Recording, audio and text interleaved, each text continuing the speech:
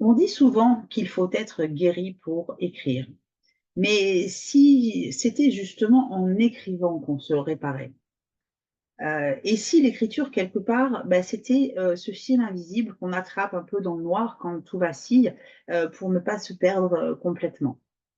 Si toi, tu écris, en secret, dans tes carnets, en pleine nuit ou entre 2 silences, et si tu sens que tu dois écrire, mais même, si tu ne sais pas, pourquoi, du coup, bah, je pense que cette vidéo, elle va te parler. Alors bonjour et bienvenue dans cet espace, dédié à l'écriture. Je suis Gwenaëlle, ta coach en écriture et en autopublication. Dans 2 de mes précédentes, vidéos, on a parlé, du mythe de la guérison parfaite, avant l'écriture et aussi du pouvoir, transformateur, d'un livre, hein, qu'un livre peut avoir sur, bah, sur tes lecteurs d'une part bien évidemment et aussi, sur toi. Du coup aujourd'hui on va, faire un pas de plus et on va aller un petit peu plus loin ensemble. J'aimerais te parler en fait de l'écriture comme, chemin de résilience. Alors l'idée c'est pas de rester théorique, hein, mais effectivement ce chemin de résilience, quelque part il est malgré tout très réel si tu veux. Alors effectivement il est souvent discret, souvent douloureux aussi, mais il est infiniment vivant, vivant ne serait-ce qu'à travers toi, à travers tout ce que tu portes. Alors pour commencer déjà, on va voir ensemble, en quelques mots, qu'est-ce que la résilience? La résilience en fait, c'est pas, passer à autre chose si tu veux. C'est pas, on a l'ardoise, on prend un chiffon, on efface tout et on fait comme si de rien n'était. Non. La résilience, ce n'est pas oublier et ce n'est pas non plus, faire semblant si tu veux. La résilience, c'est, quelque part un mouvement intérieur, qui va prendre ta blessure quelle qu'elle soit, et qui va la transformer en force. C'est pas une force qui crie, c'est pas forcément une force qui fait du bruit, mais c'est une force tranquille et une force de présence, tu vois, de présence en toi et avec toi-même. Et l'écriture, en fait, si tu regardes effectivement, hein, c'est comme on a pu le comparer à un processus alchimique, bah, l'écriture, c'est aussi souvent un mouvement tel que ça, en fait. Effectivement, on va écrire pour se souvenir, on va écrire pour survivre, on va écrire pour comprendre, on va écrire aussi pour ne pas laisser une histoire se refermer sans avoir été entendue. Mais quand tu vas prendre ton stylo et ton carnet et que tu vas commencer à écrire, tu vas pas juste raconter une anecdote si tu veux, parce que tu vas écrire, une vérité intérieure, quelque chose qui toi t'a transporté, quelque chose que tu as vécu, que tu as expérimenté. Et du coup, tu donnes forme, à ce qui, bah, du coup reste à ce qui resterait un peu chaos à l'intérieur de toi, si tu lui permettais pas de sortir et là, en l'occurrence, à travers l'écriture. Alors effectivement, tu n'as pas besoin en fait, hein, comme je l'avais déjà dit, précédemment, tu n'as pas besoin d'avoir tout réglé pour te mettre à écrire, pour te lancer dans l'écriture. Parce que déjà, dis-toi une chose, c'est que personne ne l'a jamais vraiment fait en fait, hein, on a tous, des parts de nous qui sont encore, endolories ou blessées, et ça ne nous empêche pas d'écrire ou de faire, tout un tas d'autres choses, dans notre vie et bien heureusement. Là, en l'occurrence, écrire, ça va être, une façon d'accueillir. C'est aussi une façon de dire: «Voilà ce que je ressens, voilà ce que je vis et voilà ce que je ne comprends pas encore».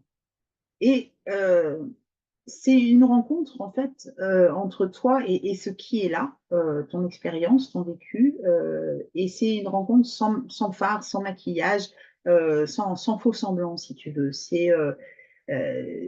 Ça peut paraître un petit peu brut de décoffrage quelque part, mais du coup, c'est ce qu'il y a de plus sincère et de plus authentique. Et effectivement, c'est souvent, dans cette brutalité, malgré tout un petit peu tendre, dans cette imperfection vibrante, hein, puisque l'idée, bah, tu vas sortir des mots, donc ce sera pas parfait et c'est très bien comme ça, mais l'idée, c'est que ces mots, ils sortent. Et ben, du coup, c'est à travers tout ça que va naître une certaine puissance, si tu veux. Heu Et du coup, c'est pas parce que tu as mal que tu ne peux pas écrire, bien au contraire. Par contre, c'est souvent parce que tu écris que tu commences, toi, à comprendre cette douleur. Et du coup, bah, cette douleur, cette blessure, elle va commencer à circuler différemment, autrement en toi, si tu veux. Et tu vas y poser un autre regard.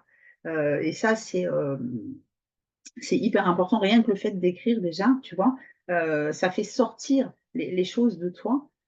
Et alors que tu aies envie d'écrire un livre, ou que ce soit juste un écrit juste pour toi, si tu veux, dans ton carnet intime, dans ton cahier secret, hein, peu importe. Mais l'idée, c'est qu'une fois que c'est posé sur le papier, bah, tu prends de la distance, tu prends de la hauteur, et ça te fait voir les choses sous un autre angle, d'une manière différente.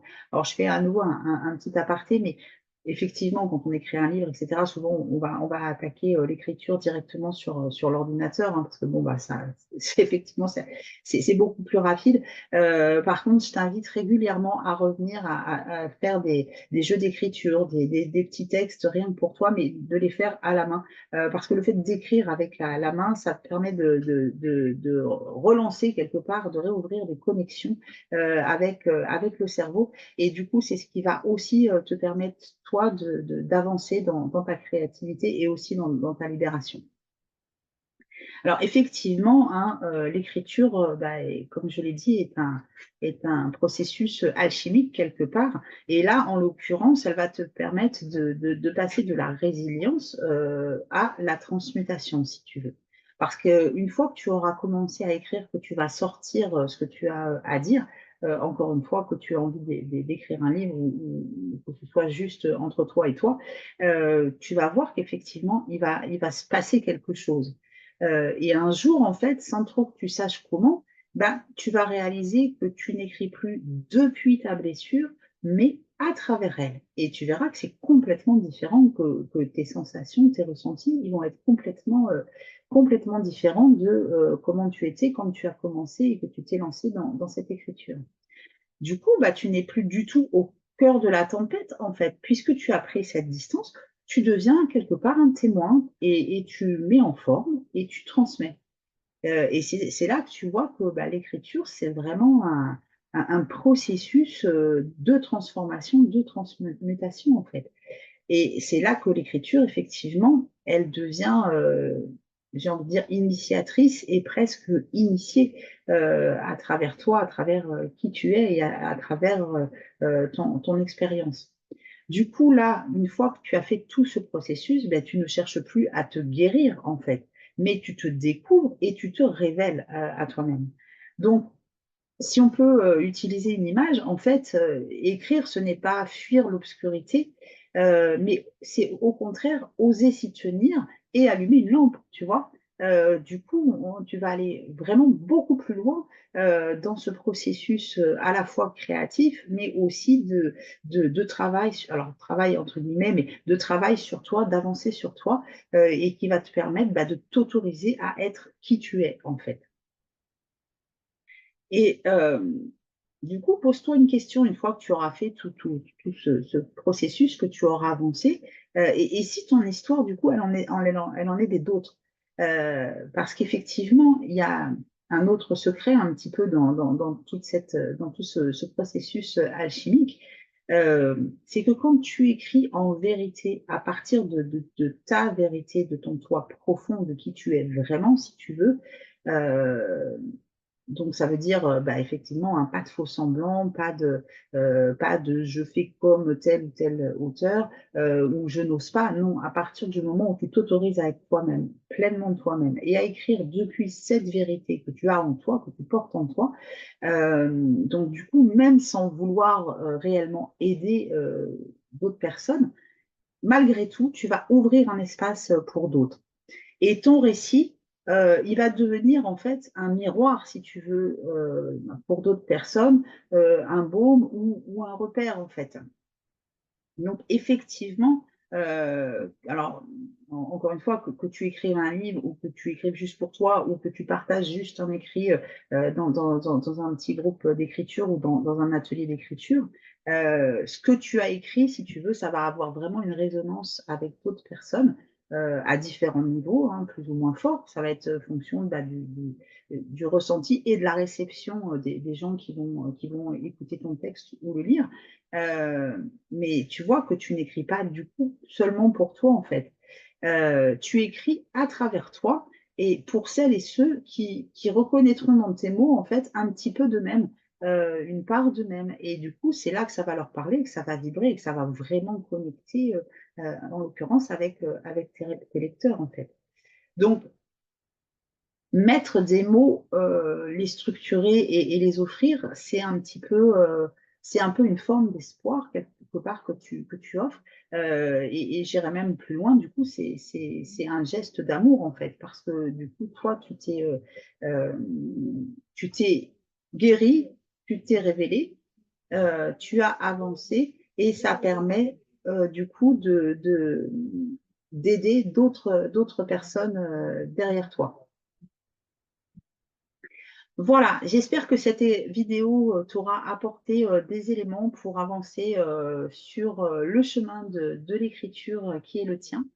N'hésite pas à me faire un petit coucou dans les commentaires et à me parler aussi de ton expérience, de voir comment tu vois les choses. Si tu as aussi des thématiques que tu aimerais que j'aborde, n'hésite pas à m'en faire part. Je te lirai, je te répondrai bien évidemment avec grand plaisir. D'ici là, un seul mot d'ordre, hein, j'ai envie de dire, continue à écrire, bien évidemment. Nous, on se retrouve la semaine prochaine. Et je te souhaite une très très belle écriture et je te dis à très bientôt.